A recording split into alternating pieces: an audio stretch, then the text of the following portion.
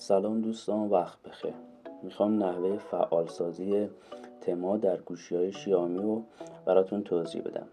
برای استفاده از این قابلیت شما فقط کافیه وارد تنظیمات گوشیتون بشین و از قسمت تما اون تمی که میخواین رو انتخاب کنید. برای من پیش‌فرض فعال شده است، ولی برای اگه شما بخواید این قابلیت رو فعال کنید فقط کافیه روی این قسمت تنظیمات بیشتر کلیک کنید و این منطقه‌ای که اینجا زده ایران رو تغییر بدید، یعنی بذارین روی چین، اندونزی یا هندوستان. بعد از اینکه انتخاب کردیم برگردیم به قسمت تما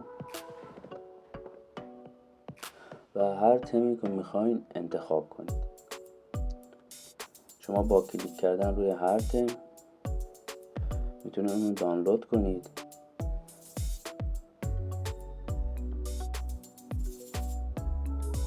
بعد از اینکه دانلود کردین شما میتونید این گزینه به کارگیری رو بزنید که با تنظیمات پیش‌فرض خود تم براتون فعال سازی میشه.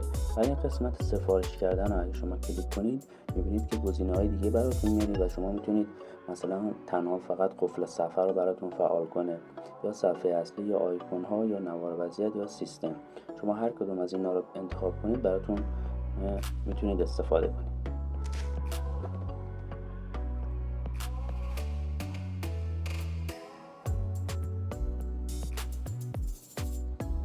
من از آموزش امروز ما ممنون میشم که ویدیو ما رو لایک کنید و کانال ما رو دنبال کنید و اونو با دوستانتون به اشتراک بذارید. ممنون از نگاهاتون. خدا نگهدار.